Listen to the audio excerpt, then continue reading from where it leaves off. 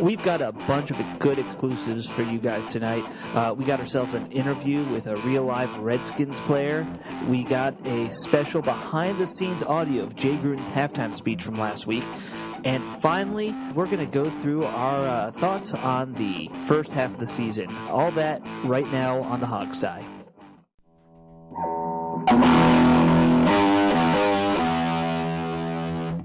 It's the Hogsty.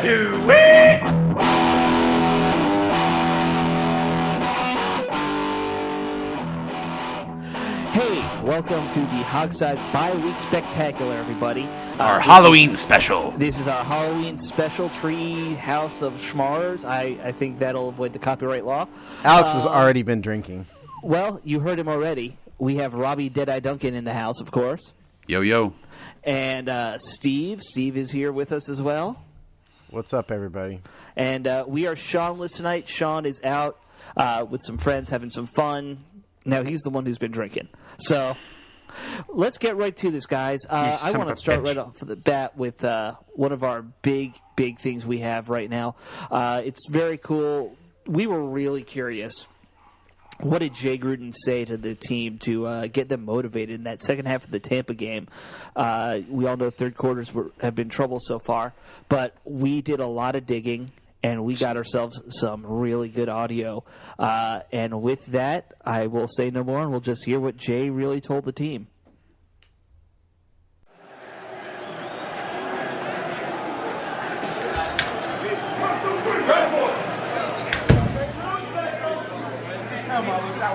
All right, guys, get on up here. Listen up.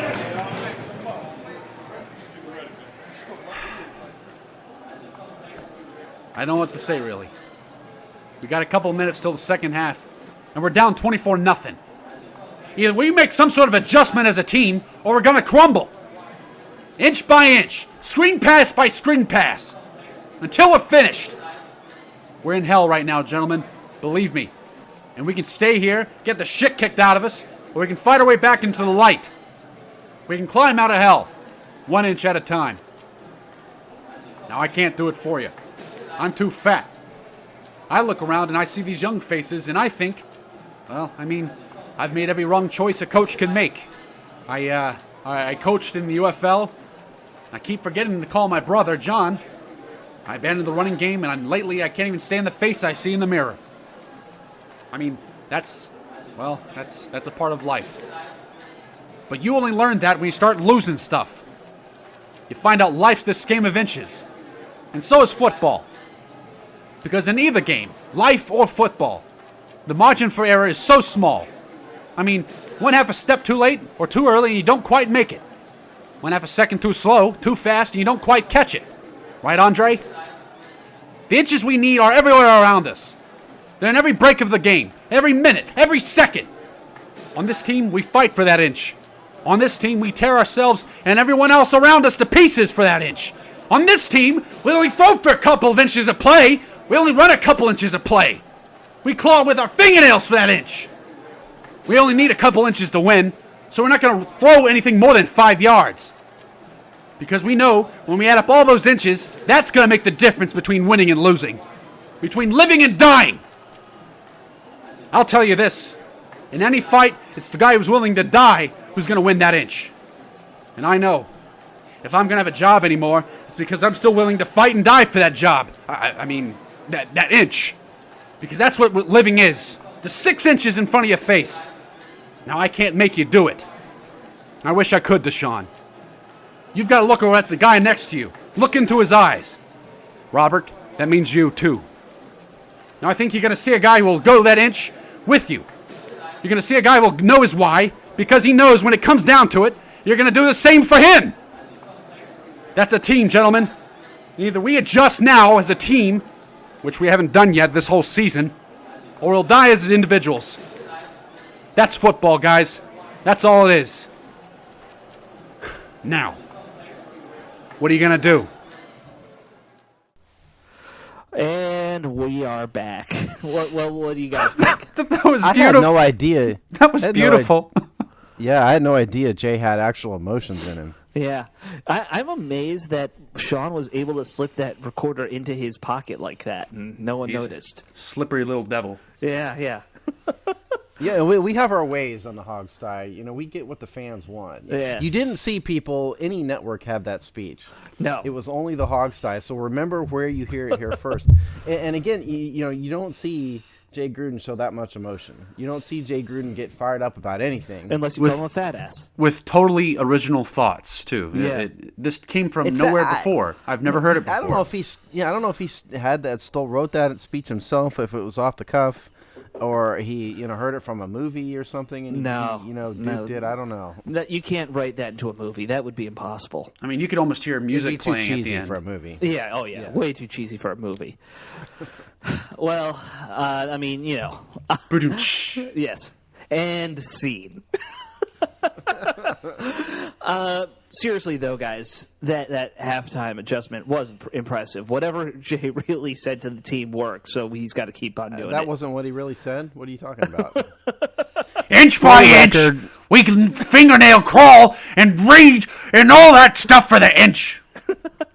For the in case the Redskins PR department is listening, that was not actually. If the Redskins PR department is audio. listening, I want to say something, and that is Tony Wiley, please quit.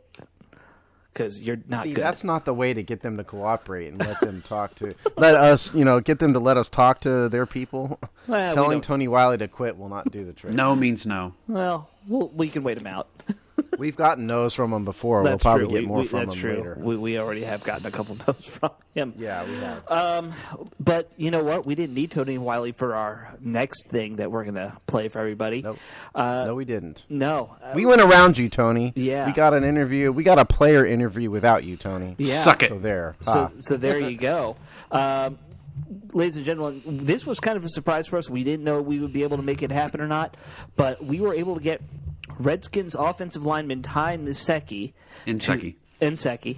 I always want to say ne, not n. I don't know. That's me. We were able to get Ty Nsekhe to come on the show and do a little interview with us. I do want to apologize to our audience. There were some technical difficulties with this one, and those are on me. But it came out pretty well once we edited it up. So enjoy. I just didn't get to talk O-line with him. You'll see that. This is better, Yeah. better known as Robbie Duncan's BFF, Ty Nsekhe. Yeah. Call me. I'm sure he's going to call you right back. Robbie's just begging for some O-line O-line loving. I got no one to talk it with. Yeah. Well, just wander on down. You're living right by your college now again, aren't you? I mean... Yeah, but I don't hardly know anybody there anymore, except the coaches. Yeah. So wander around and just hang out with the coaches. That's not weird. You'd be one of those old guys who can't give it up, wandering around, talking to the current left tackle, seeing how he's doing. This asshole keeps coming back. You could be the Matthew McConaughey of the ODU football team. All right. That's what I love about these offensive linemen. The technique stays the same. Players change. They sure do. I'm going to go hit the showers. So, folks, we're not kidding. We actually do have a real, we have a real Ty Nsekhe interview. Go. Okay, yeah. Here's the interview. Tonight's guest is a big guest for us. This is his first year on the Washington Redskins. He just made his first ever start a few weeks ago versus the New York Jets at left tackle. Please welcome to the show, Ty Nsekhe. Welcome to the show, Ty. Yeah, welcome to the show, Ty. And Ty, what a hell of a first game to start for, right? Against the Jets defensive line. Not a very pretty talented team to play against, right? Yeah, they were. It was they were really competitive. I guess that front line has a few first rounders on it, but it was a tall task. Ty, the reason we wanted to talk to you is we think you have a really interesting story, and you've taken a really unusual journey to get to where you are, to the highest level of football.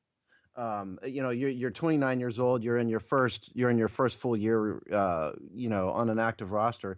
Tell us a little bit about what it was like to to go from Texas State in 2009 through the AFL and the CFL and everywhere else you've been to the 2015 Redskins? Well, it's been a real trying journey. I've had ups and downs, and fortunately, I had a few breaks to get to where I'm at now. So it's still the journey's not over. It's just, in my opinion, it's just starting. For sure. Yeah. So, I mean, well, I was kind of wondering. Now, you started out in the AF2 of all places, right? And yes, I did. Well, just what is it like going from the AF2 to the AFL, CFL? How much of a change is it going from league to league like that? And then you had a couple shots, in the NFL early on, and you finally got the shot here. But what is it really like, starting out in those levels? Well, coming from the AF2, the structure and I guess the pay rate is the biggest difference of anything. We go from practicing in parking lots on carpet basically to now we actually got facilities, indoor facilities that we practice in. So it's a entirely different thing. It's night and day, just about. Yeah, I can imagine. I'm sure it is. You overlapped. I don't know if I'm sure you're aware of this, but you overlapped with Jay Gruden a little bit in the Arena League. Was he aware of you? Did you know him during your time there? No, I've heard of him. I've never had a chance to be coached by him. How did you persevere during all those trying times? Did you ever doubt yourself? You kept this up for 6 years before you finally made it. Well, I just tried to keep my faith. Everything I do is through the power of God. So, I mean, I feel like I was predestined to be here, and all I'm doing is just carrying out God's plan. So, I just, kept my head down and kept working hard. It's rare to see a guy your size, 6'8" and 330 plus, playing with such good technique that you're playing with. I was watching you during training camp and during preseason. Well, I mean, I was fortunate when I first started at Texas State. My O-line coach, he was well versed with NFL techniques. So it was like having an NFL coach in college. When I first got to the collegiate level. So I mean, I guess he built the groundwork for what I have now. So I don't really know. I just own those skills, and I've been working with those for the past few years. So I don't really look at other tackles and determine their techniques of mine. I just know what I have, what I'm able to use. What I was seeing in you from when I was watching you in training camp and preseason, was the footwork and the demeanor you played with. You were square to line of scrimmage, good with your hands. I was impressed because before that, not many people really knew who you were, but what you really caught my eye during the one-on-ones, that very first training camp practice. And I kind of just, had my eye on you since then, and you've been doing really well. And I was very confident in you going in the Jets game when others were, like, oh, we got, a backup in for Trent Williams, but you sure enough handled your job really well, and that was really cool to see. Well, I appreciate that. Yeah, man. For the last, I'll say the last couple of years, I've had, adversity with injuries and whatnot, but I always in my mind felt that once I got the opportunity, I would do my best, and I would be able to play on at the highest level. I mean, it wasn't really anything like when Trent went down, it would be a shock or anything like that. I've been working and preparing for the opportunity, so when the opportunity arose, I capitalized on it. Yeah, you definitely did. Well, my question is do you think something changed for you as a player? Or did something just kind of click for you finally? Well, I don't think something really clicked. I just, like I said, with my faith, I feel everything happens for a reason, and God had a plan. So, I just felt like earlier in my career, it wasn't my time yet. So, now finally, everything is going how he said, the plan should go. What have you learned playing behind the All-Pro in Trent Williams? I see, it's very rarely he gets beat. If he does get beat, he recovers like no problem. So, I watch him work, and I try to learn some of the little techniques. He has a few techniques with his hands that he uses, and I try to ask a couple questions here and there, see what I can do to hone in on my skills. Yeah, And I noticed certain take hand technique that he plays with, especially against the Bucks game last week. He was rushed. I can't remember what the Bucks player was, but he rushed at him with his hand sticking out at Trent, and Trent just swatted it down, and the guy fell forward on the ground, and just Trent, all he had to do was fall on him. Well, what do you tell us? Tell us about Bill Callahan. The coaches or the fans rather are really excited about Bill Callahan as a coach. Yeah.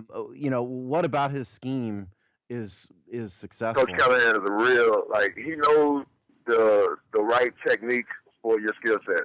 He's able to understand what type of athlete he's dealing with and how to utilize the best technique for you. He doesn't try to force a technique that is not meant for you to play with. He understands, and he's well versed with offensive line techniques. So he's able to take, say, strength or your size and use it to your advantage.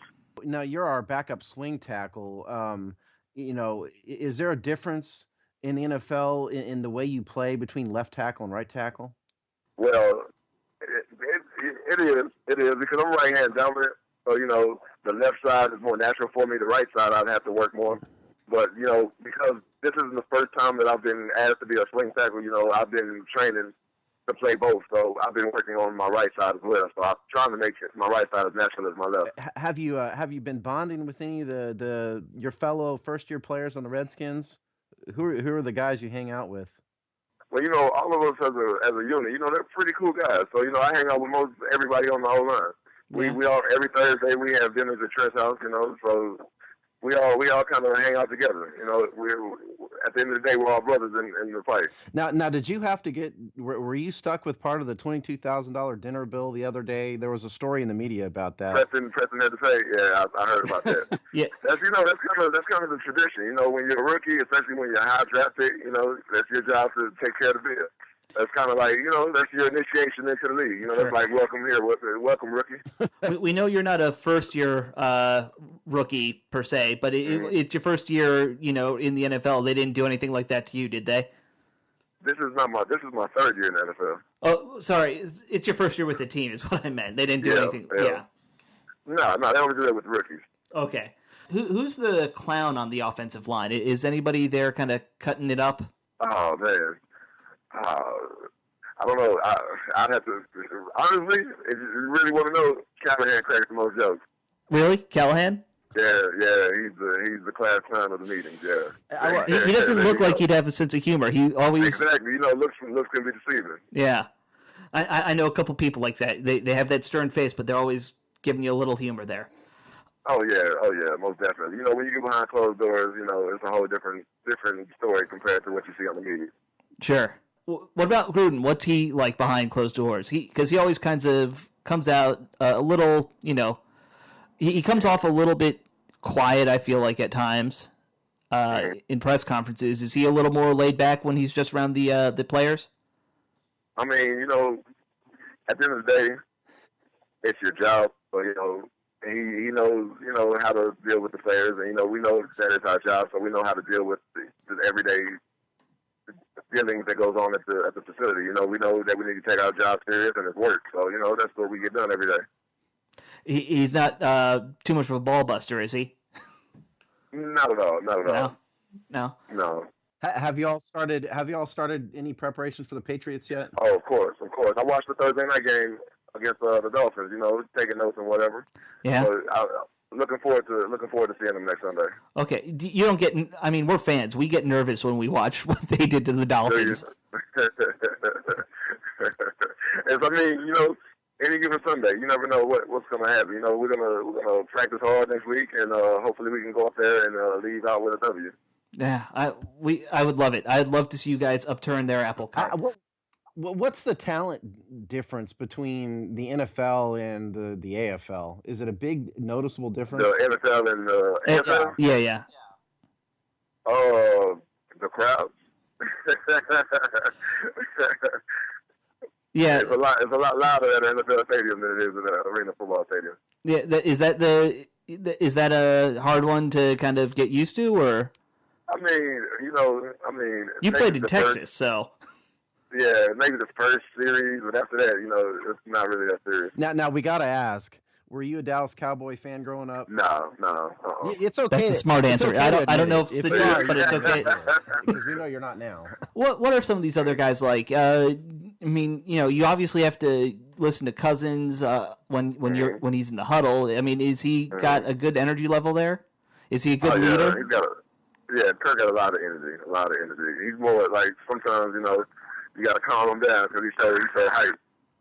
I feel like he's a linebacker out there sometimes. Yeah. Yeah. But he's a good guy. Talk to us. What we've seen is in our running game is that we've gone varied from a power game to a stretch game.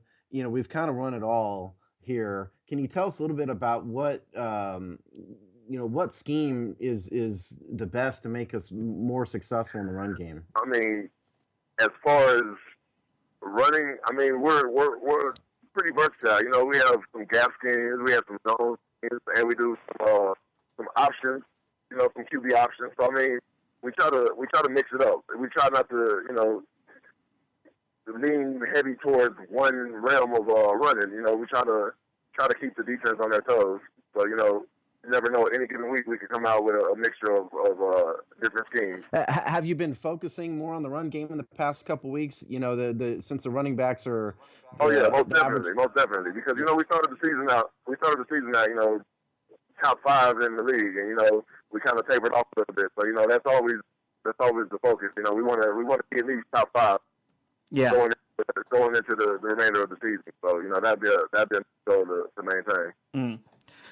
What's your my thing that I always wonder about with some players? Is there anything you really love to run, like any kind of plays? You just whenever you hear them called, you're like, that's the kind of thing I like. I mean, we got to play the duo play. It's a double team between me and the guard. On the 3 tech. I really like that play a lot. Yeah. Yeah. Hey, tell us. It looked like. It looked like something really clicked for the team at halftime of the Tampa game, because it was, last week it was a kind of a negative for a quarter and a half, and all of a sudden we were killing them. What happened in the locker room that transformed the team? I mean, we just realized we weren't playing to the best of our ability, and everybody just got rallied around each other, and went out there and we decided to perform a lot better, and the results were we came out with the better. Well, let's hope it continues. I think all the fans do think that we have a chance to roll with the Patriots and do well against them. We appreciate the journey you've been through. We hope that you're going to be with the Redskins for quite a while, and we certainly have enjoyed seeing you. Watching you play, and Robbie's watched you practice. Is there anything out there that you'd like to tell the fans? The Redskins, anything you want to convey to them? Well, I appreciate the fans for, tuning in and coming out to support us, and I hope that they can continue to support us. And, we're going to do everything in our power to, give them a good product. Do you have a sense of the history of the team? You're 29 now, and so, you've been around a little bit. The team has the Super Bowl history, going for it in the early 80s. Do you have a sense of the history of the team and what they've been through? Yeah. They have a matter of fact, right outside the locker room on the way to the cafeteria, there's a wall of, it's basically like a wall of fame. So it starts from the beginning of when the team was formed to current. So it has all the history, and I walk by that every day. So yeah, I look at the wall and I'm able to see all the Redskin players before me. And we have quite a few Redskins alumni that work at the facility. So, like I see Doug Williams almost every day. Sure. And, a few others. They're always been through there. And I just seen Cooley. I saw Cooley last week before we left. So, That's got to be kind of nice. And I'd like to think that's unique to our team. Mm-hmm. Steve, did you had one last question there? Are any of these older players, have any of them been in a mentor role to you? Well, I mean, it's not. I wouldn't really call it a mentor because I'm older than a lot of the guys. No, that's probably a fair point. Yeah, but I mean, like we communicate and we share ideas with each other. So there's nobody holds grudges or anything like that. Everybody, it's a pretty good unit that we have going. We're a pretty good group of guys. So everybody is good friends with everybody. Nobody has any ill will towards anybody. The locker room is a real close-knit family. It's a real good vibe. That's great to hear because we know the team struggled a little early on there, and that you guys have stayed together is really, that's good for us fans to know. Ty, I do want to thank you for coming on the show, and it was great to have you. We're glad that you've stepped into this swing tackle role for the team because. Robbie, he wanted to ask you about a million questions, but with the audio issues we're having, that's not possible.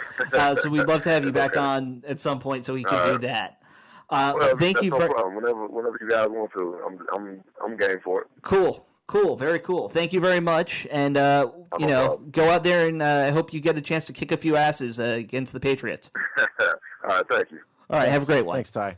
All right, you too. That was a little disorganized. Hey, that had personality, though. Yeah, it did. It's a little loopy today, folks. It is, as you know, the bye week, so we have, shall we say, something less than an organized agenda today. Yeah. So you're getting a little bit of a loopy sort of episode, but Ty had a lot of good things to say.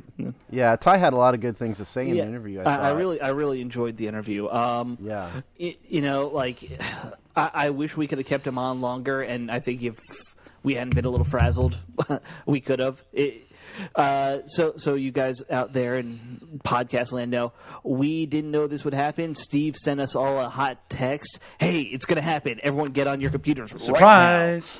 Right now. It's going to happen. It was like it's going to happen in an hour. Yeah. Robbie was out to dinner with his family. Steve was at work. I had just finished up dinner myself.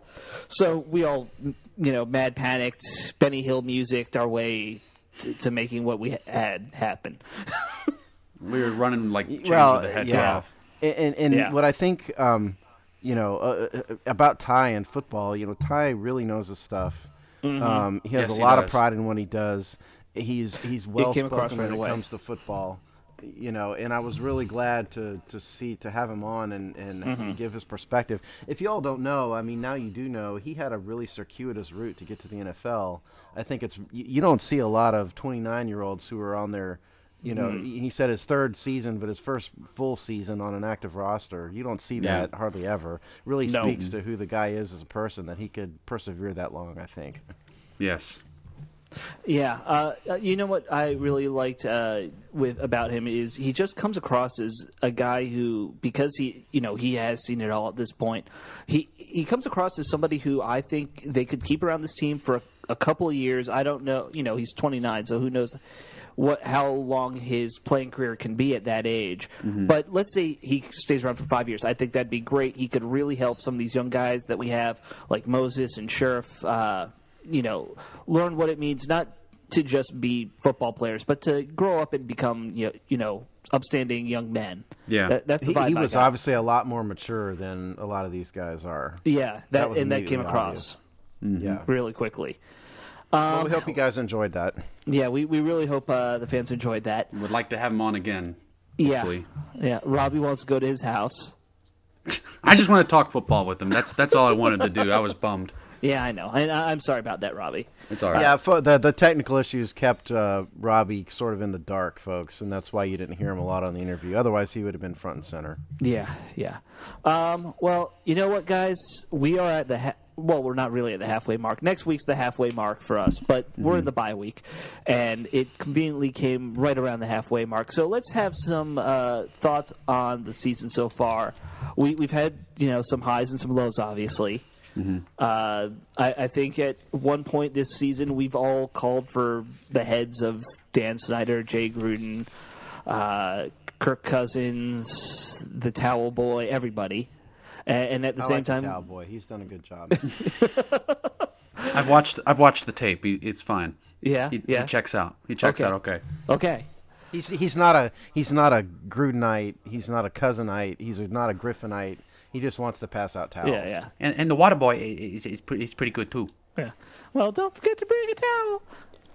So, I think Robbie got that one. I don't know what that was. Yeah, Steve did not get that I'm one. not sure what that. No, I didn't get that one. Let's talk stats, shall we? Because the what? Okay, you guys are losing. Yeah, yeah. Let's get back into numbers, please, because I love the numbers. All right. We're in week 7 here, so it's a good time to review, where the team is going, blah, blah, blah. So here we go. Let's talk quarterback first. Kirk Cousins has a 68.7% completion rate.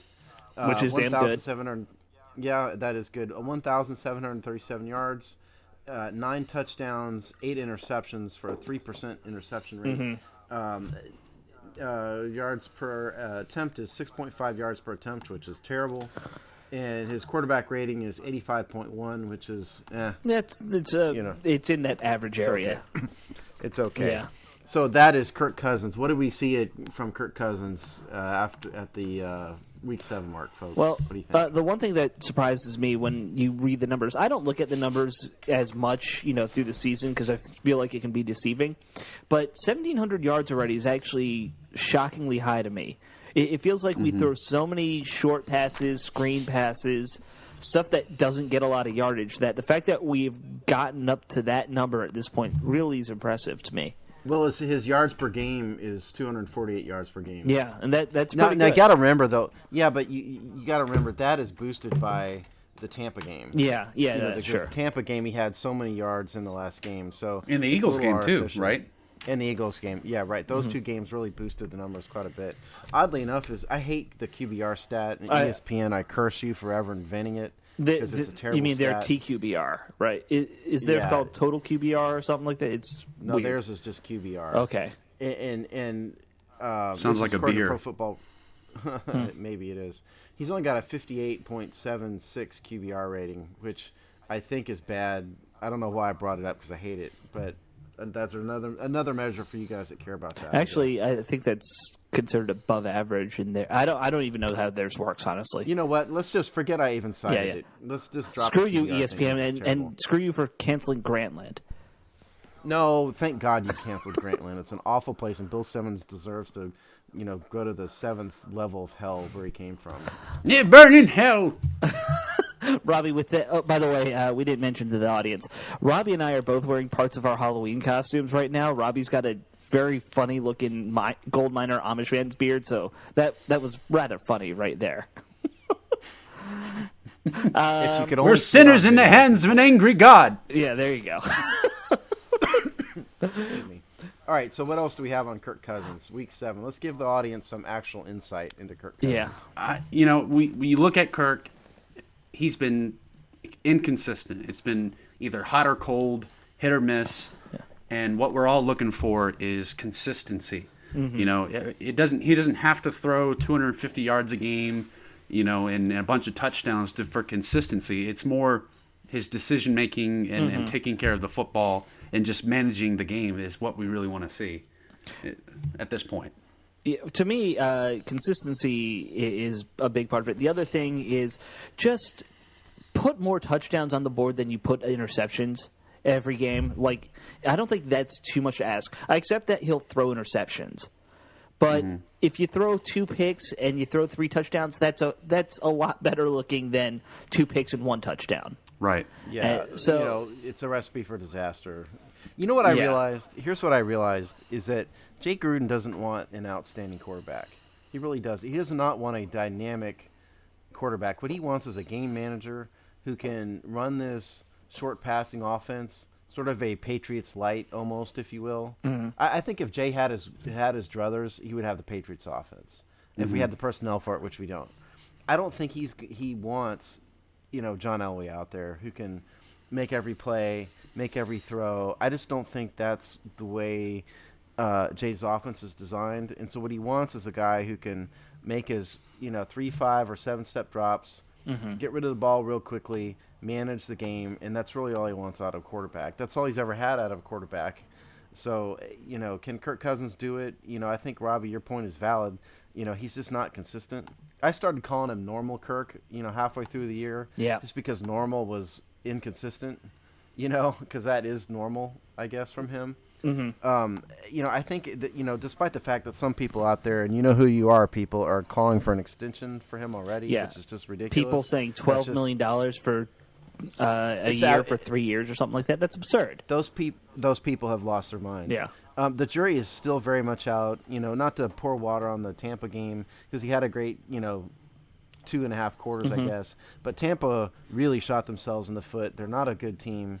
We beat a team that was beatable, and that's good. But let's see what happens in the next coming 4 or 5 games just before we start giving him $12 million. We should let it play out. That's the key. Just let it play out. Scott Jackson said that. Yeah. Didn't Scott say that he said it night? perfectly. Yeah, exactly right. Yeah. Yep. Okay, well, let's move on from Kirk because we always get too hyper-focused on the quarterback here, I feel like. I still think, for the record, that Robert Griffin III should be playing. Thank you very much. Okay. Let's move on. No more. Let's move on to some of those offensive specialists. Let's do running backs. Running backs, yeah, we can do running backs. I think we have a bit of a situation where we're looking at the same thing with Matt Jones and Alfred Morris, the way we're all treating the quarterback situation. Mm-hmm. I'm with you. I think it's pretty obvious right now. One's not getting it Neither done. one of them really tearing it up. No, but when Matt Jones was in against the Bucs, he made things happen more than Alfred did. Even if those little things, even if those things weren't, big or made that much of a difference. A 5-yard run is bigger than a 2-yard run. Exactly. Something's going on with Alfred. I wish somebody could figure out what it is because he just doesn't look like himself. Alfred for the year is still our leading rusher. 91 attempts, 302 yards. His yards per attempt is only 3.3, which is easily the worst of his career by a long shot. It's not good. Matt Jones is 63 attempts, 249 yards for average yards per attempt of 4.0 yards per attempt. And then Chris Thompson as our occasional guy, third down guy, 19 attempts, 120 yards for 6.3 yards per attempt average. So, Jones isn't tearing it up. He's looked better than he's looked better than Alfred for sure. He's hitting his holes is the big thing. Yeah. And Alfred's not. Yeah, like I said with Scott Jackson, Matt is he's missing holes too, but he's at least hitting them hitting the wrong hole decisively and at 100 miles an hour, while Alfred's just so hesitant and kind of tippy-toeing in the backfield, like, oh, okay, where's the hole? And then we get a tackle for a loss or just 2 yards from him falling forward. It's a big difference.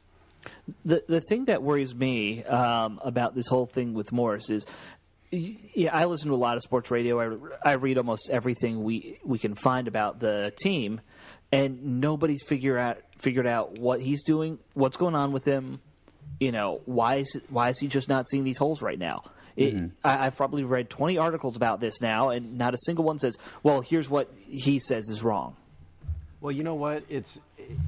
The reason why they can't figure it out is that Alfred himself doesn't know, because if Alfred knew, he wouldn't be doing it anymore. I think we're going to find out that something's wrong. Either he's hurt, something's going on. Excuse me. Because you can really, people who watch a lot of football and watch a lot of football practice especially, you can instantly tell a good running back because, like you guys said, they're decisive. Yep. They hit the holes cleanly without hesitation. And you can tell the running backs that aren't that good because they hesitate right after they get the ball. They look around, and then they don't hit the hole immediately. And that's kind of what Alfred's doing, or at least for the past, 3 games or so? Yeah. Because he was good in the first 2 games. He looked pretty decisive. He looked good. And at the very end of that Eagles game, he did. But other than that, I just don't know. I wish, hopefully someday we'll figure it out. He looks slower too than he normally is. I mean, Yeah. he's never been a blazer. He's never been a blazer, but he looks slower than. So I wonder if he's got a hamstring problem or something like that we just don't know about. Yeah, maybe. Yeah, hard to know. Yeah. I think we all hope that he can kind of right the ship, because the idea of Morris and Jones being together on the team for a couple of years and just being a dominant running team. Duo, yeah. It makes all your Redskins fan dreams come true if that happens. Yes. Oh, if we could have 2 runners that are capable of, mid 4 yards per attempt, can both go for 1,000 yards. I mean, that would be great. And these guys have the potential in them. It's just, neither one of them is getting it done right now. Jones is doing better than Morris, but neither one of them are. Yeah. Neither one of them are cutting it. And it's not all on them either, though. The offensive line needs to block better in the running game. There's an execution part that they're all missing at times, and they don't do the running backs any justice either. But yeah, in the grand scheme of things, it's just the whole operation. Blocking needs to be better. Running backs need to be more decisive and hitting the holes at 100 miles an hour, that kind of thing. Am I wrong thinking, Robbie, that Josh Larivas has been terrible in the run game? Not in the run game. I don't think he's been. No? I don't think he's been terrible. I mean, I think he did pretty well actually in the Bucks game. He wasn't. He wasn't the sole reason why everything was going wrong. I thought he did worse in pass pro, to be honest. Like I pointed out in our talk with Scott Jackson, is a couple of miscues with the protection. He kind of just botched it and didn't block anybody. I don't know. I think he's been all right. He's not driving anybody off the line, but he's playing his. He's getting leverage and playing his gap the way he's supposed to. I mean, I think he's doing his job, but it's just not exceptionally. How's Trent been looking this year, Robbie? Trent? Pass pro and run. Yeah. Does he look like Trent? I think Trent could be a little bit better in the run. I pointed out earlier this week that on the stretch zones to his side, it looks like he's getting pushed back a little bit too much, forcing Alfred to find a cutback lane that's not there. But pass pro wise, he's just unbelievable. It's poetry in motion. Spoken like a true offensive lineman. Yeah. I mean, any other kind of thoughts on the line so far this year, Robbie? Yeah, I mean, we haven't touched, Scherf and Moses, the two young guys, and Spencer Long, for that matter. What do you think about those? You mean the two guys who have actually been in there all season? All season. The two of them are doing well overall. There's inconsistencies that they need to pick up on. Like, I think Sheriff's biggest thing, if you go and watch, is his foot speed. He's not very quick staying in front of the D lineman. Gerald McCoy kind of took advantage of him at times, and so did the other defensive tackle. I don't remember his name, but Sheriff's got to do better at getting his footwork down and kind of mirroring guys better. And Morgan has to get more physical in pass pro. He is not striking guys. He's just putting his hands on them and using his long arms to his advantage, and he's getting away with it most of the time. But if a guy like a savvy veteran pass rusher could easily see that what he's doing and just take advantage of him by doing a straight speed rush and turn it into a bull rush and knock him off. Just like Greg Hardy, for example. Yeah. Now, I might be I'm a layman when it comes to O-line, let's be honest. But the thing I've kind of noticed that I like is there's not been a single game where either of them just have been completely dominated. Yeah, they get beat on plays, but they tend to hold their own through most of the game. If not, they win the battle themselves. So, that's promising. Mm-hmm. I'm okay with a lineman who gets beat once in a while, as long as he's not getting beat 60 minutes. Yeah, and that's the thing. I pointed out. I showed great clips of Sheriff doing well. He pancaking guys and he did. Doing well. Right. You just can't have. You got to be more consistent. You can't follow up a great play with a bad play. Mm-hmm. You need to really work on staying focused and taking every rep and play seriously and not slack off in any way. I'm not saying that they are, but that could be a problem. Not all the time I see that same effort that you see from Brandon Sheriff like you saw in his college tape. I think he's still kind of going through it and just doing his job more than he used to do in college, where he'd do his job and then some. You know what I mean? On Sheriff, let's pretend Morgan Moses didn't exist here for a minute. Is Brandon Sheriff in the right position at right guard, or would he ultimately be a better tackle? Forget Moses. No, I think he's doing well. I think he's at a more of a comfort zone at right guard. I think he's doing just fine. It's just still learning. He's still doing really well though for a rookie, adjusting to the NFL level. I think he's going to be a great player for us.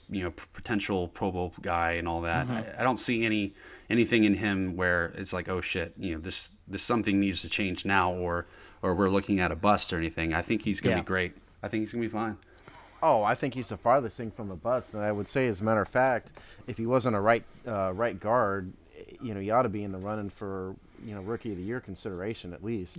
But he's a lineman. They never give it to a lineman, No. Yeah, I mean they've got some people that are running wild this year. I understand that. If our running game, he should get some love. If our running game stayed in the top 5 like it was at the beginning, I think he would have been considered that way. Like what's his name from the Cowboys last year was. Right. It's Zach Martin. Yeah, Zach Martin. Thank you. It's an operation thing. If it stayed, at the same level it was at the beginning, then I think people would have been talking all about him. But since it's kind of dropped off, it is what it is. Yeah. Okay, well, let's wrap up the offense with just a quick look at the receivers. And I'm just going to group the tight ends into that because, let's be honest, our tight ends aren't really on the line that much blocking these days. They're usually downfield. Yeah. Mainly because we don't have a blocking tight well, end yeah, on the roster. that's probably too. That's not hurt at least. Okay, well, Pierre Garçon is our leading receiver. Really? It's not Reed? Well, by number of receptions, it is Garçon. He's got 37 receptions. Okay. Jordan Reed has 35. Yardage, they are tied, actually, exactly at 350 yards each. I lost my spot here. Oh, yeah. Sorry. Garçon has 3 touchdowns. Reed has 3 touchdowns. Our rookie, Jamison Crowder, 32 catches, 292 yards. Ryan Grant, who reminds me of plain oatmeal. Not even oatmeal with a little maple syrup in it? No, just plain oatmeal, period. 17, it's like it's good for you. You need to have it. But, it's oatmeal. 17 catches, 194 yards. Here's the problem. I didn't mean to cut you off. Here's the problem with all receivers. The guy with the highest yards per reception actually is Grant at 11.4. That's terrible. No, we that's don't no have good. nobody this year has been able to take the top off the defense. Yeah. Which is a great buzzword in the NFL. We just don't have anybody who scares anybody at all. Yeah. With Deshaun out, we all thought Rashad Ross was going to be the guy. He hasn't panned out. He's a rookie. Give him a break. But that has been a serious hamper to our offense. Not one of our receivers has done Real this. quick on Ross, I don't want to focus on him too much. He reminds me a lot of when we had Anthony Armstrong. He's basically like just send him out there on the deep route, and that's all he can do. You don't see him as a threat, crossing the middle so much. And I'm sure he can do it, but we just don't run those plays with him. That's more Aldrick Robinson. Aldrick Robinson did. That's all he did. But right. At least Anthony Armstrong could catch a slant every now and then. That's true. But and by the way, I ignored for these purposes. Andre Roberts actually has a 12.1 yards per reception, but I ignored him. He's only got 9 catches. Yeah. And Ross is only 4 catches, so I don't think his stats count either. I kind of wanted to point out though how I like Grant's attitude and how he handles things. He caught that touchdown and didn't do anything, showboaty. He tossed the ball to the ref and basically sprinted off the field. First touchdown of his career, and he's very casual. Yeah. Yeah. Here's the thing about Ryan Grant, and this is why I called him, bowl of oatmeal. He does not have the athletic ability to separate. When you're a receiver and you're a quality receiver, you have the ability to, the straight line speed and the ability to cut in a manner that is just better than the defenders. He doesn't have that. He runs a great route, and so if you have a scheme that will get you open, he's going to catch the ball. But ultimately, and at the end of the day, he is not going to be a guy who's ever going to scare any defenses because he just does not have enough athleticism to be a consistent threat. Yeah. That's my problem. That's why I called him a bull of oatmeal. I mean, I don't have anything against the guy. Good attitude, nice guy, I guess. But he's a role player, and you need those in your receiving core. Yes. I mean, you're not going to have 4 guys who are all going to be Deshaun Jackson and Pierre Garçon. Yeah. You need, your depth guys are going to be Ryan Grants, and that's fine. You need to accept that's what he probably is going to stay as. Grant is Pierre is an exact. Grant is basically our slightly better version of Leonard Hankerson. Hankerson was a better athlete, but one of Hankerson's strengths was his route running ability. Yeah. The difference between the two of them, though, is Grant is much more consistent at catching the ball. So that's kind of what we have now with Ryan Grant. It's a slower Leonard Hankerson that can catch.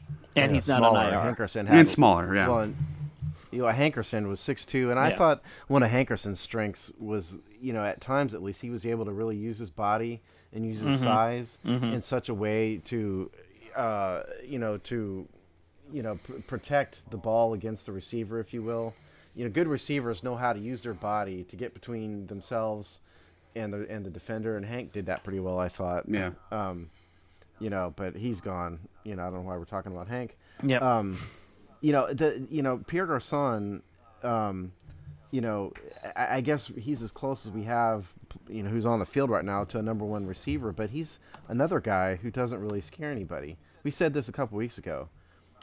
He's going to catch a lot of balls, right? But really, is any defense going to scheme against Pierre? Not anymore. I feel like there was a window. Oh, I feel like there was a little window there when he was in Indy where teams were worried about him, and he was playing in a dome, and he was a little faster in a dome because his strength is he's very strong. And he's combative. Yeah, he's going to fight for the balls and fight for yardage. Because this is a really yak-based offense. Because Jay just refuses to let anybody throw the ball more than 5 yards downfield, as we heard in that locker room audio that we played earlier. And so you need a guy like Pierre who's willing to run through some people and get some extra yardage. Yeah, so that's good. I agree with you. I would like to see Pierre do better. I've liked him as a receiver a lot. He kind of reminds me of what I like him Art too. Monk was, and just a big physical guy. And I know he's not as big, but he plays it, and that's what I like. He does. Yeah. I don't mean to be down on Pierre. I like Pierre. I'm just saying he's not an elite threat like you would have in some of these number one guys. The AJ Greens of the world, that kind of thing. I'll be curious to see if when we get Jackson back, if that helps, how much that helps Pierre Garçon. Well, let's finish up the. Let's finish up the offense with the tight ends. I want to kind of touch on how important Jordan Reed is for the offense overall. Like, he really is the MVP of this offense. Oh, yeah. He makes a world of difference. And it's you watch the Jets game compared to the Bucs game. Yeah, we got down 24-0, but he does things you can't do, without him. Like, he's a mismatch for anybody that tries to cover him. Linebackers can't stay with him because he's faster than them, and the safeties that try to cover him can't stick with him because he's a great route runner. He makes you pay by making great catches and getting yards after the catch. He is fantastic at getting yards after the catch. Didn't Doc Walker tell us that he was the best he'd ever seen? Yeah, in Washington? I think so. He is the most underrated tight end in the NFL. I feel like no one in the NFL outside of the Redskins really knows who he is. So much. Yeah, exactly. Yeah, that's why. Yeah, that's true. I'm a big fan of Chris Cooley. To me, he was like my dream tight end. Watching him play. But if Jordan Reed could stay healthy for 16 games, I think he'd blow a lot of Cooley's numbers out of the water. It's people are probably that's $1 million question, isn't it?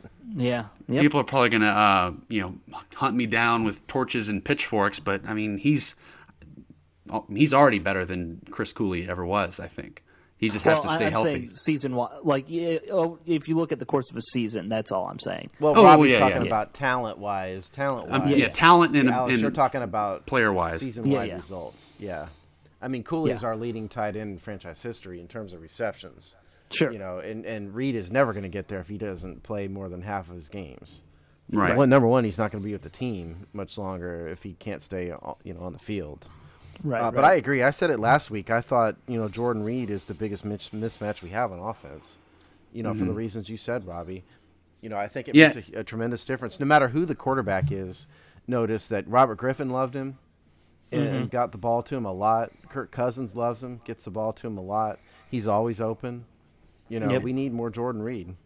And I know I'm kind of coming on strong all of a sudden about Jordan Reed, but I mean, watching that Bucs game, it really kind of, light bulb kind of went off. Like, man, this guy really is the real deal, and we absolutely need him on this team.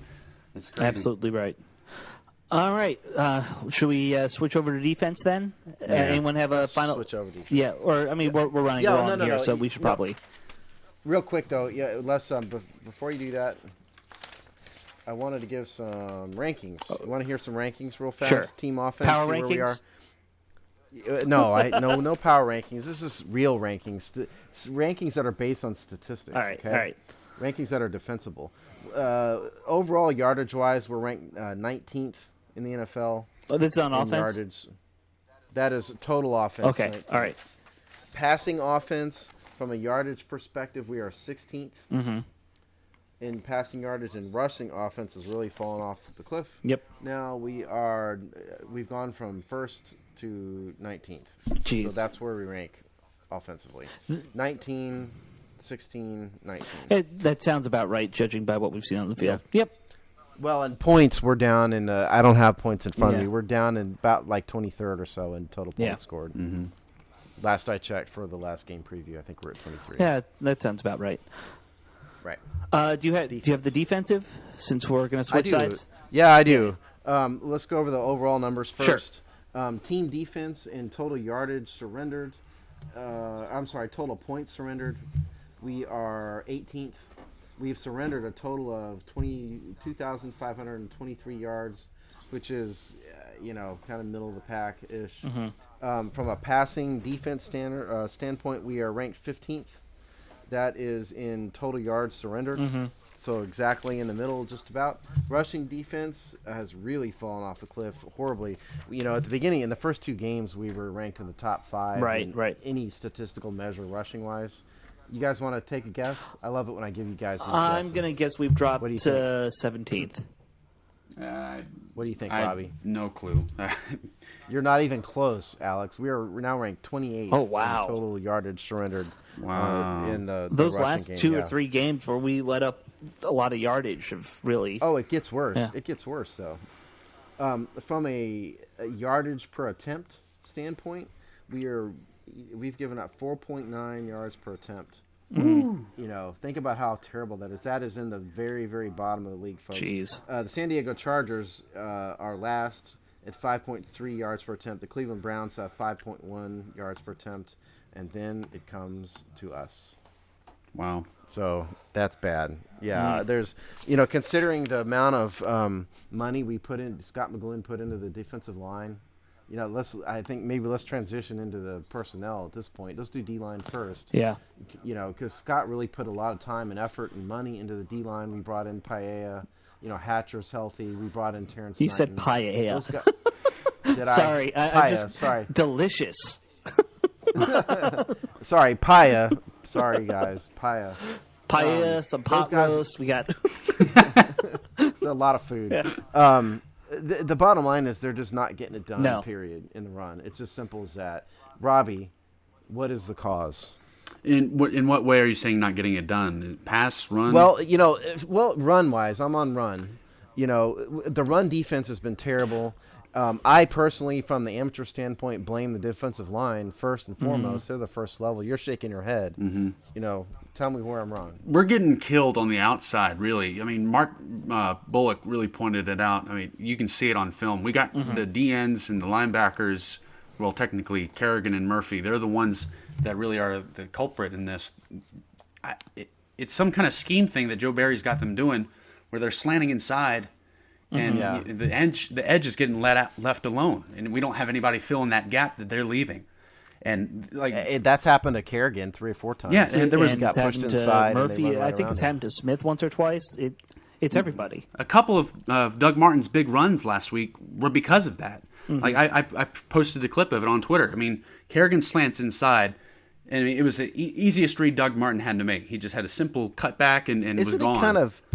Isn't it kind of an I didn't play D-line when I played, but isn't it sort of axiomatic for a D-line and a run defense? You have to set the edge. Well, yeah, most of the time. We're not setting the edge. But if they're calling it where the D-line's supposed to slant, usually they like to slant, at least in 3-4 defenses, they slant the D-line towards the strength of the formation, but, the coach calls it the way he wants to call it. But when you have a D-line slant, there's supposed to be someone that's filling that gap that he's leaving. So someone's either not doing their job, well, someone has to not be doing their job, because I can't imagine that Joe Barry would call that kind of play leaving a gap wide open. You know what I mean?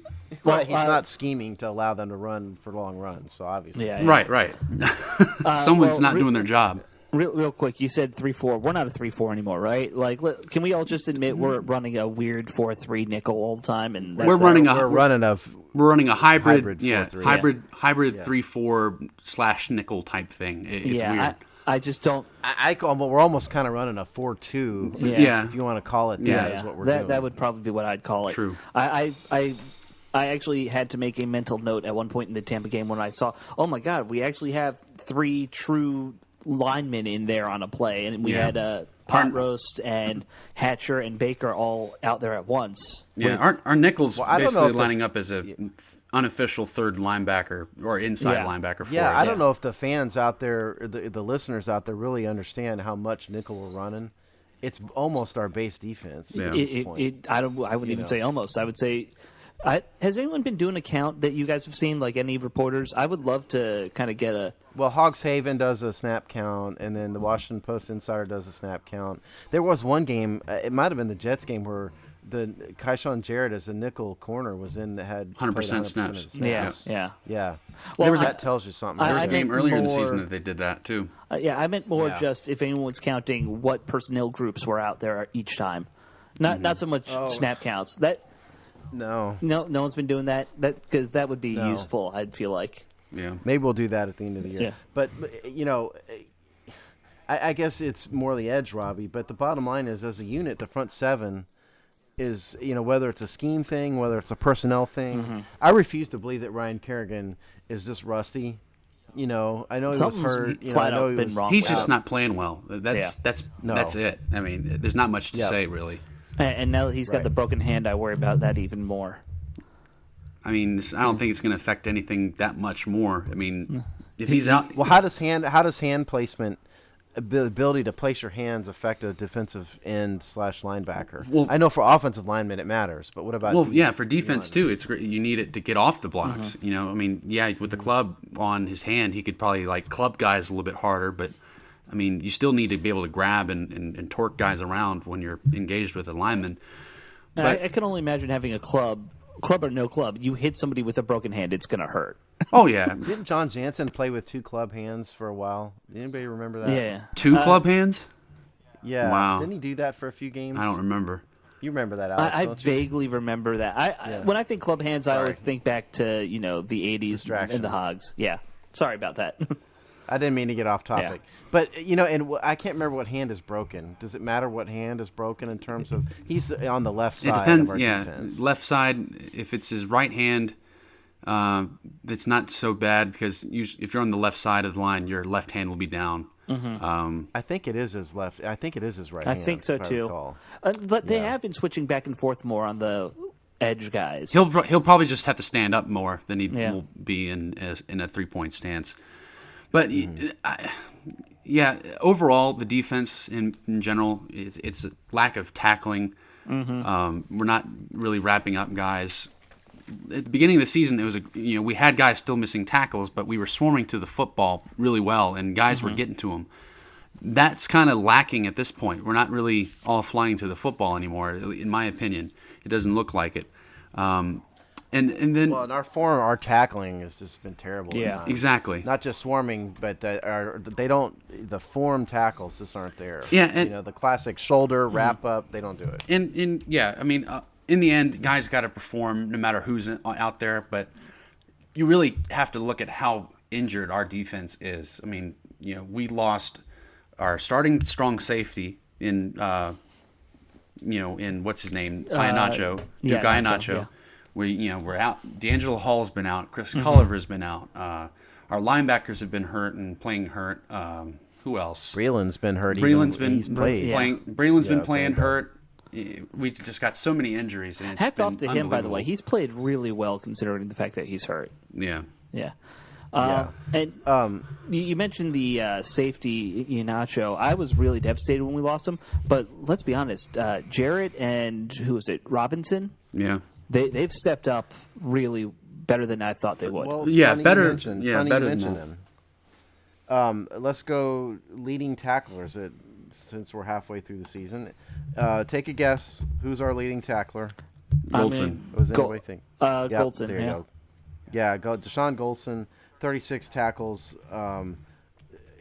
Trenton Robinson is second, 29 tackles, and Keenan Robinson, 23 tackles. Rashad Breeland, 23 tackles. And then your boy, Robbie Will Compton, is next with 18 tackles. Ryan Kerrigan, since we talked about him, only 12 tackles. From a sack-wise, Chris Baker and Ryan Kerrigan, 3.5 sacks. The team total at this point is at 13 sacks, which is downright mediocre. So there's your stats. Okay. And turnovers, interceptions, Bashad has got two interceptions, Trenton Robinson one, and that is all the interceptions I believe we have, which is really, really bad. Yeah. We that's something that needs to improve on. What else? Let's just look forward. What are you guys hoping to see from the defense going forward in the last 9 games?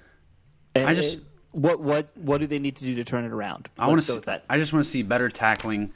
I want to see guys stepping up and playing better, even though there's injuries. You gotta just be the next man up and do well. And for the most part, guys are, but there's still times where they're not in the right position to make a play. I just want to see everybody step up and just play tougher. We can't put ourselves in holes and let these teams get explosive plays on us. We got to just make them earn it, that kind of thing. Sure. Steve? For me, I want to see Ryan Kerrigan look like Ryan Kerrigan again. He's the big money guy. He signed the big contract. He's supposed to be our star on defense, and he's looked bad. I don't think this defense ultimately is going to perform to the level that they want to perform if you have our star defensive end / outside linebacker basically no-showing for 7 weeks in a row. So that is my big hope there. And the other thing is I'd like to see the secondary perform once they finally start getting some personnel back. We get our 2 starting corners back, especially the ball hawk out there and D'Angelo Hall. Maybe things will turn around. But for me, I think Ryan Kerrigan has got to step up in the second half of the season. And I agree with both of you on we need to just, I think I agree with you guys on we need to see better tackling. The one thing I would love to see the most, though, I want to see those guys we got in free agency actually step up. I want Knighton to show that he's worth the money that he says he's worth. And same thing for the other guys, Paella and why am I forgetting the last guy? Francois. Yeah. Francois, I mean, he had a great position to make a great play last week, but he couldn't wrap up Doug Martin. Yeah, and he just met him 3 yards in the backfield. It would have been perfect. But I remember that. That's the kind of stuff that we can't see anymore. Exactly. All right, let's wrap this episode up soon. But first, I want to get who are your guys' first half of the season MVPs? One on offense, one on defense, and then we'll call tonight. Okay, well, let's save Robbie for last. Okay. Because Robbie's the one that has an actual informed opinion. And, as I've said many times, Alex, you and I are just babbling and guessing. Yeah. I would say on offense, it's hard to say. The offense just hadn't been very good at times. I guess Jordan Reed has got to be the MVP because, in spite of the fact that he was out a couple games, he's really showed his worth. And the offense just doesn't function nearly as well without him. So Jordan Reed is going to be my offensive MVP. And on the defensive side, it's another struggle. I guess you got to go with Goldson. Deshaun Goldson, because he's drastically outperformed what I thought he would. I thought he was just going to be a stopgap guy. He's going to be gone in a year, and it turns out he's been very good. I want to say Keenan Robinson, but Keenan has been good but not great. So I'm going with Reed and Goldson. Goldston. It's tricky. Yeah. We have a Goldson. We have a Goldston. I think we have a Goldstein somewhere in the accounting office. I don't know. We have a lot of gold and gold pants. So we got a lot of gold going on. For the record, I'd like to say that the guy who's Jewish just made the Jewish joke. Yeah, that's fine. So it's all good. Let the record show. Don't everyone get their panties a bunch. I'm gonna just to try and have some fun. I'm gonna not pick the 2 guys you picked and try and find some different names. I'm gonna throw out Crowder as my offensive guy. I think he is really impressing me as a rookie wide receiver. He's made some amazing acrobatic little catches here and there that have moved the chains and just done a lot of little things that I love. And let's see, defense, and I can't pick Golston. I'm going to have to go with Keenan Robinson then. I think this defense, it struggled, but without him kind of covering the middle, we'd be in deep doo-doo. Yeah, true. You're right. All right, so for me, I'm gonna. You don't have to do what I did, Robbie. No, I know. I have to say it's Jordan Reed for offense. The offense runs at a very efficient level when he's in, or at least efficient enough. Great minds think alike. Yeah, my honorary mention though for that is Trent Williams. He's this year. You watch him on tape. It's the light bulb's gone off where he's just been, flawless and untouchable. He's maybe been beat once, and that's really awesome to see that he's really stepping into the elite role and owning it. On defense, I think you have to say it's Breland. He's stepped up when. With Hall and Culliver been out, he practically saved us the game against the Bucks with that tackle. He's really kind of owning his role with this team and really stepping up and being an impact player for us. My honorary mention for that is Chris Baker. Chris Baker. That's a good one too. Chris Baker's been secretly very good for our defense. He's thrived in this one gap scheme that Joe Barry's implemented. Sharing the lead. You're sure right. He's sharing the lead with sacks with Kerrigan, 3.5. You don't really see that many sacks, at least early on, with the 3-4 D lineman. No. So he's really doing well with this defense. I want to see him do more. He's been playing with some ferocity. Yeah. When you see him out there. He is. Yeah. I think he's starting to get some notice. I think some analysts are starting to notice that Chris Baker's playing. Well, I know you hate them, but PFF apparently has consistently. I don't care about PFF. Don't say it. I don't want to hear it. This is a PFF-free zone. Let's move on. Okay. La la la la. Hey, I've got something for you guys. Maybe we can end the show on Go this. Ahead. Back on the May 30th episode. During the off season when we did our season predictions, we went through every game. You went and found it. I went and found it. It's on www.thehogsty.com at the blogsty option. You just got to scroll all the way down to the bottom of the page. It's at the very beginning. Yeah, all the way down. So, it's the very beginning. I'm not going to go over every game, but I'll just say that Robbie, you picked us to be 4-5. From this point on, Alex, you picked us to be 4-5, and I picked us to be 3-6. Okay. 4-5 for the rest of the season. That's our record for the last half. From the New England game on to the end, you both had 4-5, and I had 3-6. What do you think is going to happen for the? Well, correct me if I'm wrong, but I also had us going 3-4 in the first chunk of the season. Then, because I had us at 7-9, so that would mean that's yeah. Right. I think I'm going to stick with where I'm at then, because I feel like I'm in good shape. I might have gotten. Oh, and by the way, Sean was the optimist. He had us at 5-4. Yeah. Going in. What was my prediction for the first half before the bye? Your total prediction was 8-8, and so you had us at 4-3 then. 4-3 for the first half. You had us at 4-3. Yeah. Well, we should be. We lost the Falcons game. We should have won. Dolphins game. We should have won. But anyway. I'm gonna stick with it. I mean, we showed we can fight back and win tough games against the Bucks. I mean, the real test will be next week against the Patriots. If we can show that we're competitive against the Patriots, I don't really expect that we'll win.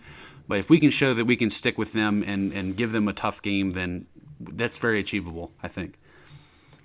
What do you think, Alex? I don't know if we can beat the Patriots. I'm not very confident about that. No. Yeah. I like I said, I think we can maybe pull out 4 wins in the next 9 games. Anything happens in the NFC East. So let's say we go 2-2 there. Bears, we have a very good shot versus the Bears, and I still don't buy into the Bills' offense. And they're just going to keep on getting more and more injured. I think we could take them. We play the Saints. I think we should beat. They're not that good this year. Saints, we have a good shot, yeah.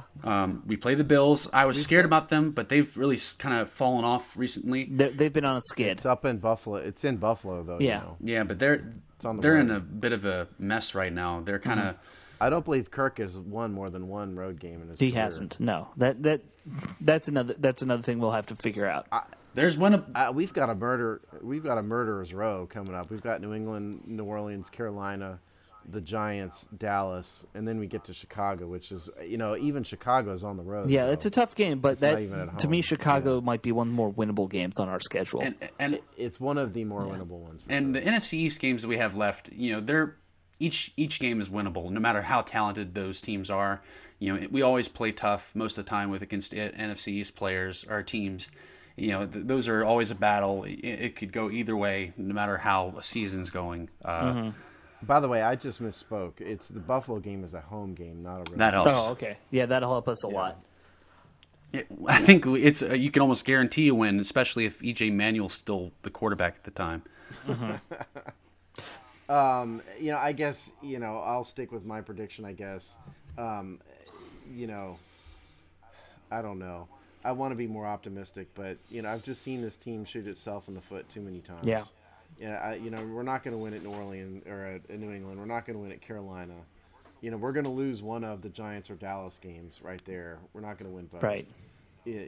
So there's 3 losses, right off the top. And, you throw in another shoot yourself in the foot kind of game.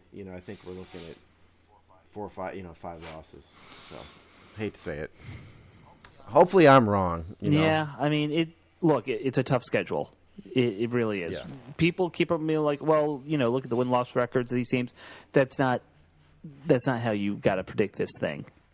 Well, No. that's a 7-9 record, though, right? Assuming we win the other games. You said 5 losses. We're 3-4 now. Yeah, 5 losses. 7-9 is Right. not terrible considering what we were last year. That would be a big improvement. Yeah. It'd be a big improvement And for sure. somebody, I can't remember who, it might have been Grant Paulson or someone was asking on Twitter, what does Jay Gruden have to do to keep his job? To me, it's not the record. That was us asking Scott Jackson. Oh, well, we by the asked way. Scott Jackson that too. Everyone That keeps was you asking Scott Jackson. People love to ask that question.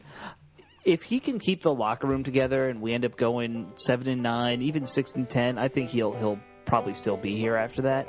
6-10, another double-digit season. I don't know, man. Yeah, well, That's to tough. me, it matters more if he keeps the locker room. If he loses the locker room, then he's done. But, Yeah, for sure. Well, I think All that right. about wraps up this episode. We've gone extra long with all those interviews and secret audio tapes. So thank you all for listening tonight and listening Happy to Halloween. happy Halloween. Although by the time this is posted, it's probably over. So happy. We hope you had a nice Halloween. Yeah. How about that? Yeah, and I hope you ate lots of candy and got sick. But this has been the Hogstyes Bye-Week Spectacular. Tune in next bye week and you'll hear an even more spectacular. But other than that, It's going to be everyone take huge.